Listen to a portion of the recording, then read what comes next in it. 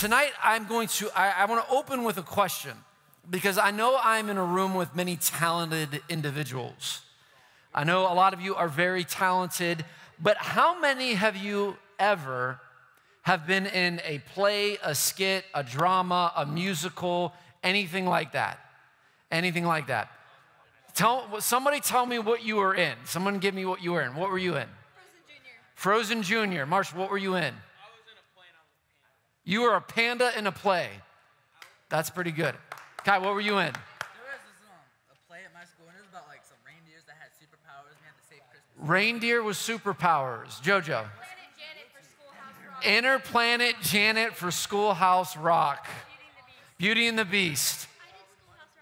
Schoolhouse Rock. Listen, so we have all at one point, whether we wanted to or not, we have been in something. Whether we were forced to do it or whether we wanted to do it, it's one of those things that we were all a part of. And at one point in my life, briefly, as a kid, I was in a couple of plays, but I always got parts that had very like short lines or no lines because I had a problem remembering the lines. So they'd be like, hey, you'd be a really good tree, just stand over there.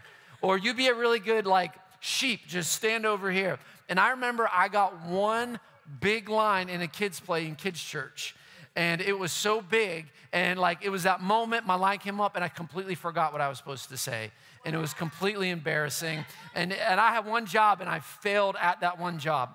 But part of being in theater or acting or in skits or drama or even being in the movies, any of these things, there are actors, there are actresses. There are producers, there's directors. But then even beyond that, there are people that are doing lights, people that are doing sound. There's a lot that actually goes into productions that they're a part of. And part of that is understanding that there's one person who has one of the most specific and important roles of everyone, and his role is the role of the director. The director is someone that makes sure that everything happens the way that it should. The director is the one that says, you know what, we're going to make everything the way it should. I looked up this definition. It says a film director controls a film's artistic and dramatic aspects and visualize the screenplay or script while guiding the technical crew and actors in the fulfillment of that vision. The director has a key role in choosing the cast members, production design, and all of the creative aspects of filmmaking. So the director is the one that puts all of the pieces together, has a vision of this thing, and then makes the vision happen. He's the one that says, I got this idea that I want to bring to life, and then he says, this is how we bring it to life. Now, I don't know if you follow culture at all or if you follow like what goes on sometimes, but sometimes in Hollywood, you have actors or actresses that don't always get along with the directors.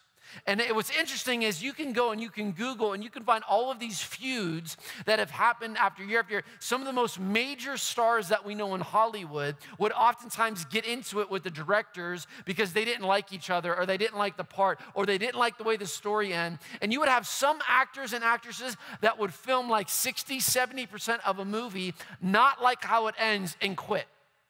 And then they would have to start all the way back at the beginning because they didn't like the role that they had. They didn't like the way the director did things. And as we kicked off this series in Genesis a few weeks ago, we talked about how God created the heavens and the earth, and he created all of this beautiful thing called nature that we have, the animals, he created you and I. We talked about man and woman, how he created them. Last week, we talked about the fall of man because they committed sin. But I was thinking about this aspect of how God truly is this great director, and he's the director of our life. And how he has written the scripts, he has the cast, he directs it, he has a way of that he wants our lives to go, direction on how we should be. He wants our life to be a beautiful production that shows who God is through us. But sometimes we don't like the way that the movie is. Sometimes we don't like the way that the roles are playing. And tonight, we're gonna read a story where the first human baby is born into the world. And there is a script that God had hoped and he had intended for mankind to play, But the script was thrown away and the roles were kind of mixed up. And not only did this one character in this story do his own thing, but he allowed his own thing to overcome him and cause something terrible. So let's pick it up in the Bible in Genesis chapter 4. It says this: Adam slept with Eve, his wife. She conceived and had Cain. And she says, I've gotten a man with God's help. Then she had another baby, Abel.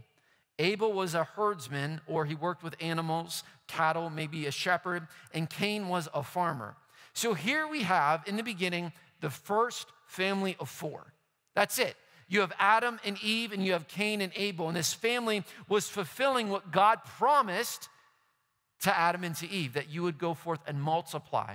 So they bring forth these children into this world. Now, how many of you have siblings? How many of you have siblings? Okay, so a lot of us in this room have siblings. Now, let's be really honest. How many of you have been jealous of something your sibling has done before? All right.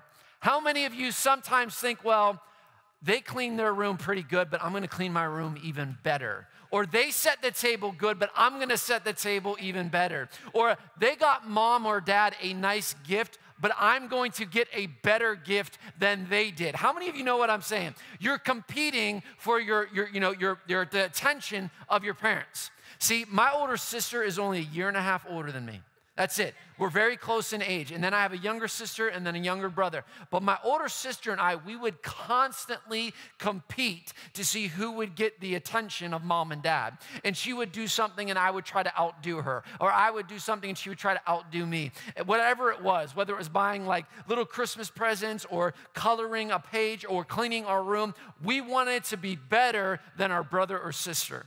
And that's how it is, because there's a thing called sibling rivalry where we were rivals and we go back and forth with each other. Those of you that pay any attention to football, just last week, you had the Steelers play the Texans. You had 2 brothers versus 1 brother, and the Watt brothers. They're fighting against each other, and the 2 younger brothers beat the older brother, and they literally were talking smack to him. I mean, just imagine if you're on TV and you're beating your older brother and you're letting them know what's going on. But we see that this sibling rivalry happened in the very beginning because a mindset came forth that had never come forth before called jealousy. It was something that had never really been understood and nothing that had come forth that they really understood, but it was called jealousy. And it was one of these things that we all know about.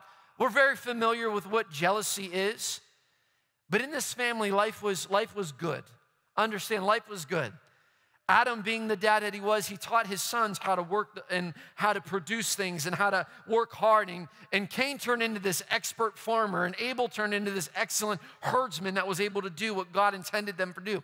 God had a role for them to play, and they were playing it, and things were going really, really good. Now remember, this is the first family. So if we talk about like worshiping God, they didn't have music, they didn't have the instruments to do all that. How they would worship God is they would give a sacrifice to God to say, God, this is how we worship.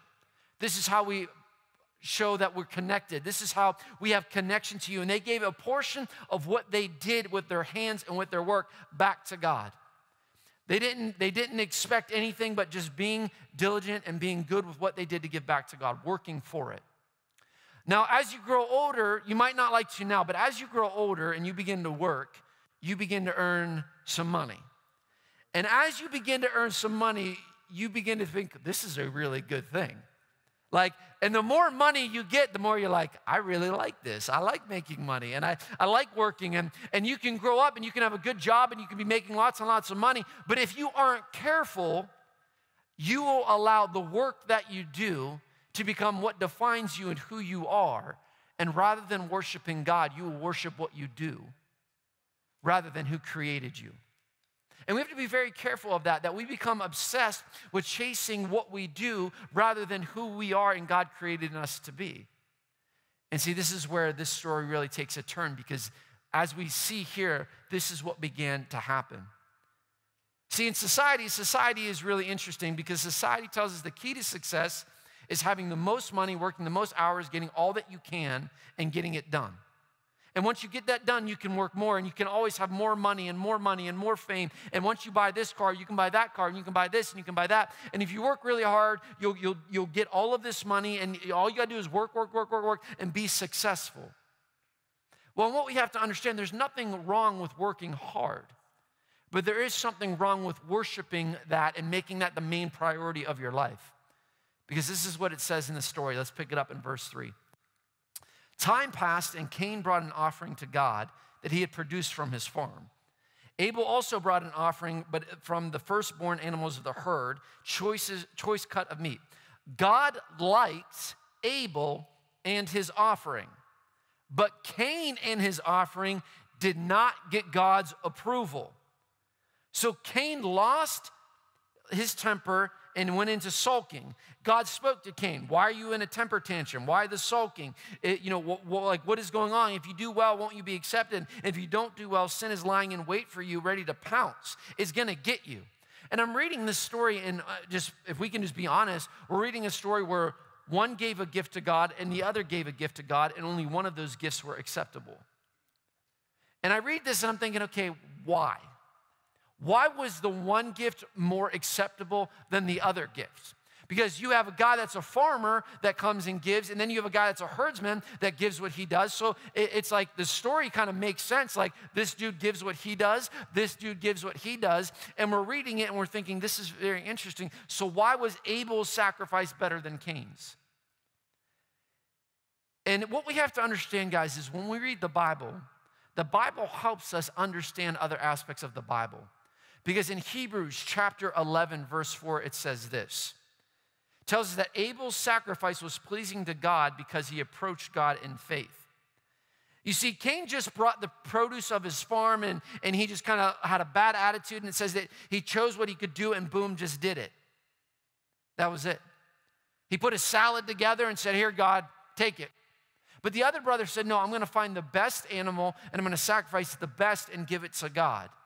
Because Hosea 6 says, I want to show you love and not just offer sacrifices. I want you to know me more than I want burnt offerings. See, sometimes we do things just to do them, but then sometimes we do things because it's the right thing to do with our heart.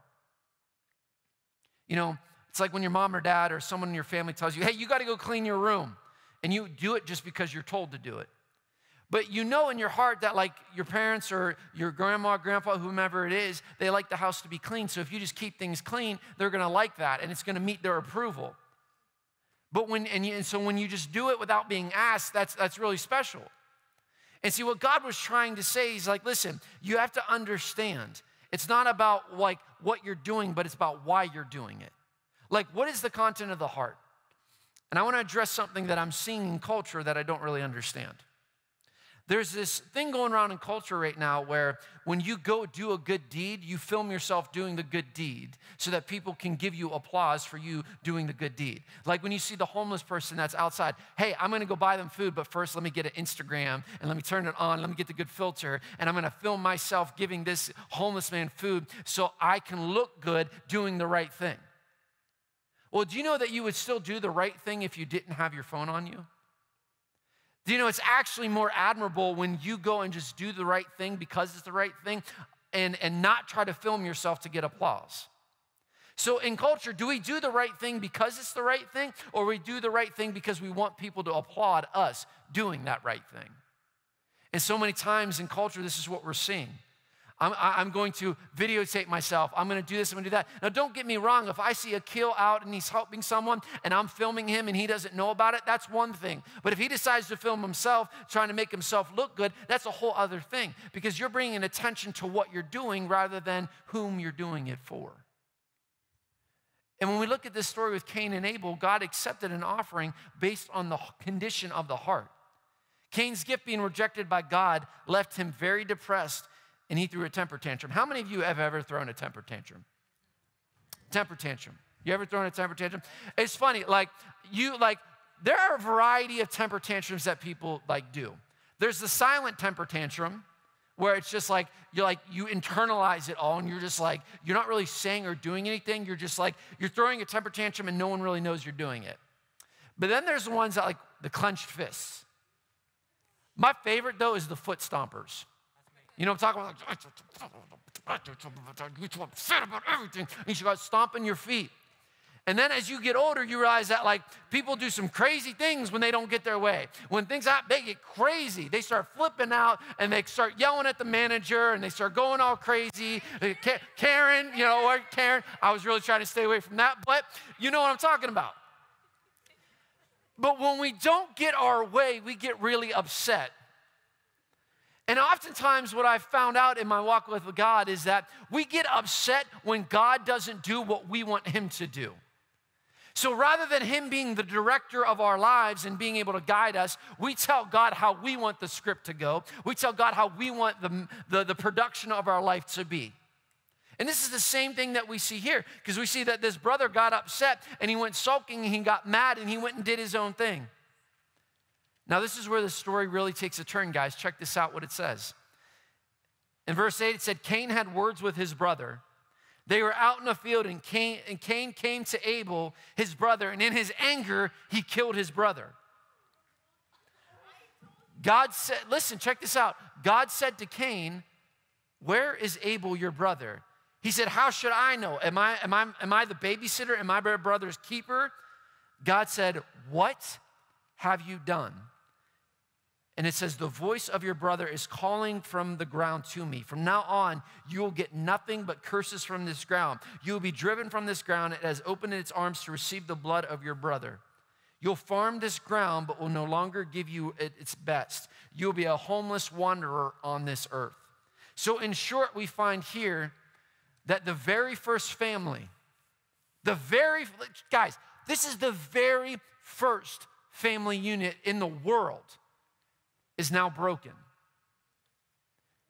The very first family that's ever created is now shattered because of a jealousy of I'm not being accepted in what I'm doing, but he is. And in his jealousy and in his rage, he kills his brother.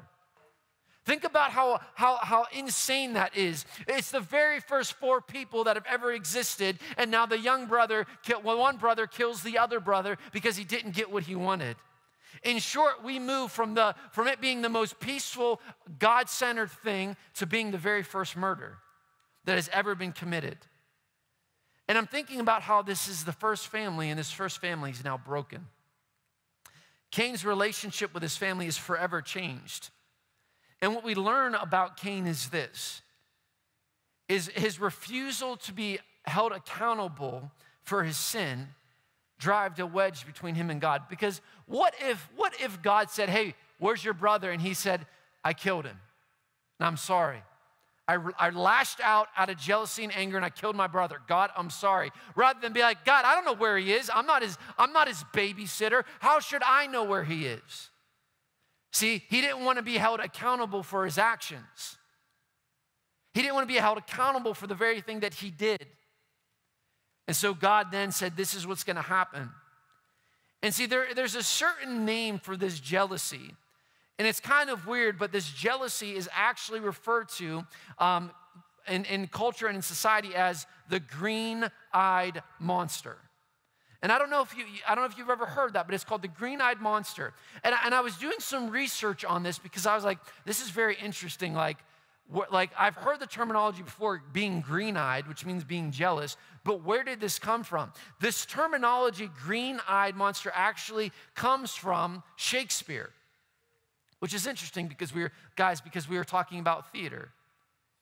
And I said, okay, so it comes in Shakespeare, and it's actually, the first expression is used in this story of Othello, and then again in The Merchant of Venice that Shakespeare wrote. And he's talking about a jealousy that is mixed with an envy of not getting what you want, thinking that you deserve it.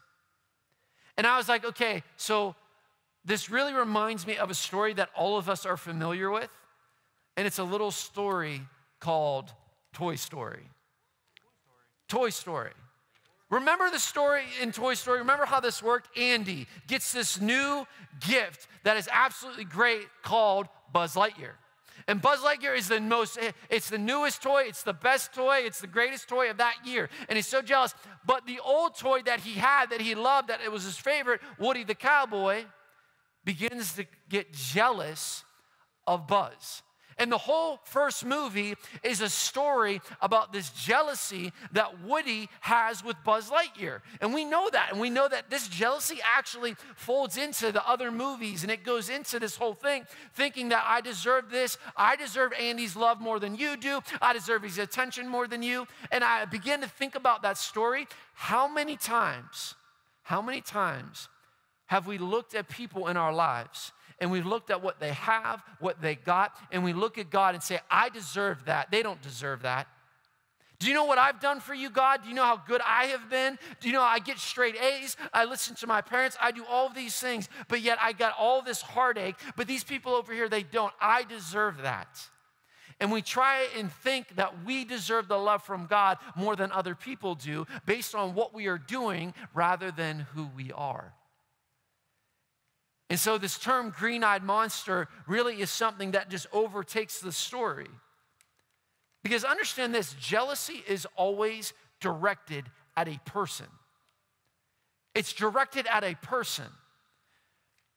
It's very rare that you get jealous of like an object. It's almost like it's hard to get jealous of an object. No, you get jealous of people. I wish I was like them. I wish I had what they had. I wish I did what they did. I wish this. I wish that. If I only had this, if I only had that. And this is the very story of the first family. In the very beginning with Cain and Abel. If I only would have had this. See, Proverbs 27 says this. Solomon wrote, anger is cruel and fury is overwhelming, but who can stand before jealousy? Meaning that nobody wins in this. No one can stand before jealousy. Jealousy has a way of turning people into monsters. Jealousy has a way of turning the nicest person into the meanest person. How many of you have ever been at school with someone that is jealous? How many of you know jealous people? Right? You know jealous people. You understand. Jealousy can make the nicest person the ugliest person. Jealousy, when it's in the heart, can turn a brother against a brother. It could turn a son against a father, a daughter against a mother. That's what jealousy can do. It's something that turns people into something that they're not created to be. And it really controls the narrative. And I look at this story, and instead of Cain taking responsibility of his own actions in the first place, he decides to blame his brother rather than accept responsibility. Now, let's be honest. I asked how many of you have siblings? Raise your hand again. How many of you have ever done something and then blamed it on your sibling? Yeah. I literally watched Rocky and McKenna both look at each other and like raise their hands. I'm sure Zach and Abby have done the same thing. Like, I'm sure many of you, brother, like I used to do that all the time. I used to try to frame everyone. I would literally, and I would think these things out. Because I would be very, very strategic in thinking that, no, I know what I can do, but then I can blame it on them. But I always still got caught. So I wasn't as smart as I thought I was, and I wasn't as wise. But really what we have here is this brother is blaming the brother that died and said, no, this is his fault. He did this. Cain blamed Abel for his actions. Because understand this, if you don't get anything tonight, understand this, that jealousy is so deadly because it causes us to compare ourselves to others, and then we get mad at others for doing what they're called and created to do in excellence, and because we can't do what they can do, we grow angry. It doesn't really make much sense. That I'm gonna get mad at what you do, and you're doing it so great and so wonderful and so awesome, but I'm gonna get mad at your excellence, and so I'm gonna blame you for being good, and I'm going to be mad. It doesn't make any sense. But that's how jealousy works. Jealousy makes you become overcome by these things, and we immediately compare, and we immediately get upset because we're not where we should be doing what they're doing because we're stuck here. And it just made me think about how we talked about with Adam and Eve, that God created us for purpose with purpose. That we're part of the plan. We are part of the plan of God. We're part of the pattern that God has always established. He had purpose in our lives. And I began to think about when we get caught up in jealousy and anger and all these things, we deny the things that God has given us in search of happiness. We deny the things that God has blessed us with thinking that things outside of that are better than who God is. When I am looking at other people's lives, wanting what they have, thinking what I have is not good enough, then I'm doubting the fact that God gave me all that I need. And we have to be very careful with that. Happiness and peace and all of these things that come along with knowing God is very important. How many of you have ever run on a treadmill? All right, some of you have ever run on a treadmill. Okay, so when I first started going to the gym, I noticed a very interesting pattern when I first started, because at the gym there's several treadmills. And it was really interesting. There are people that would, some people would go to a treadmill and they would walk on the treadmill. Some people would jog, and then some people would legit run on the treadmill. And I was thinking about this whole concept, and I would oftentimes be doing something, and I'd watch people come in. And what's really interesting is you would have a young guy come in, he'd get on the treadmill, and he'd start running. And then you'd have another guy come in, and he'd get right next to that guy on the treadmill, and he'd start like slower, and he'd start kind of jogging. And then next thing you know, he's looking at the guy to his left, and that guy begins to run just a little bit faster. So naturally, the guy's looking at him, that guy begins to run faster. So what does this guy do? He begins to run a little bit faster. And next thing you know, after several minutes, you have two guys that are literally sprinting on treadmills. It's like they're running at like the Olympics, fast as they can, and they're running, and they're going super fast, and they're like trying to keep up with one another, and they're basically trying to outdo one another on the treadmills. And then what's interesting is there are times that I go in there, and I see someone who's running on a treadmill, and they're running pretty fast. And someone older will get on the treadmill next to them, and they'll just go at a slow pace. And guess what happens to the guy that's running when he gets next to the person that's running at a slow pace? He begins to slow down. And I've been observing this and watching this, how a guy gets on, he starts running fast, the other guy wants to run fast. A guy gets on and he's running fast, and a guy gets on and starts walking slow, so the guy that's running fast begins to walk slow. And I'm watching this, and I'm watching how the psychology of all this happens, of these guys going at this certain pace. And I was thinking about, well, so the guys that are running fast want to run fast to outdo each other, but the guy that's running slow, that's running fast next to the guy that's walking slow, begins to slow down what he is doing because he wants to keep up with that guy. And it made me think of something. With God, God gives us each a destiny in the life that we're called to live. I talked about the movie. I talked about our life that he directs for us. But let me put it this way. I think this is the most simple way that I can put it. I need to run my own race at my own pace. What does that mean? I need to run my own race at my own pace. It means this. It means that I need to be running the race that God has called me to run at the pace that he has called me to run, to go after him. I need to do the things that God has called me to do in my race. I'm not over here trying to jump in Ryan's race or Zeth's race or Sherry's race. No, I'm running my race, and I'm going at the pace that I'm supposed to go at to get everything that God wants me to have in my life. We have a terminology that Ryan likes to use, and that's been around for a while. It's stay in your lane. Because oftentimes what would be happening in a race, when you're not looking at where you're going and you're looking at who you're competing with, you will automatically begin to slow down because your focus is not where it needs to be. And I think so often that's what we do in life and in culture. We look at social media, oh man, I wish I could be like this person. They have thousands and thousands of followers. Oh, I wish I could be like this TikTok because they have this many views. Oh, I wish this and I have that. And we start to compare everything that we have to other people. And what's crazy is, think about this, what's crazy is culture is cultivating that inside of us. They're telling us that we need to be better than one another. They're telling us that we need to outdo one another. They're telling you that I'm better than you. They're telling me that you're better than me. And as a Christian, we got to understand that God has created us. And he's created us for a purpose and a plan, and we are all valuable, and we all have something to contribute to the world. So you have to stay in your race and run at your pace that God has called you to, because each and every one of us, there's a goal that God has us to get to. It talks about in the New Testament that we run this race to receive the prize that God has laid before us. And do we know what that prize is? Sometimes we can know what that prize is, and other times we don't. We run by faith. We're just running this race because it's the right thing to do. Remember, we do it because it's the right thing to do, not because we're just told to do it. And so when I'm thinking about this thing of jealousy in this very first story of this very first family, I think about how God had destiny for Cain and Abel. But when jealousy came in, one brother took another brother's life because of jealousy. One brother destroyed another brother's entire legacy because he thought, oh, I don't have what he has, and I'm going to blame him for what he has done.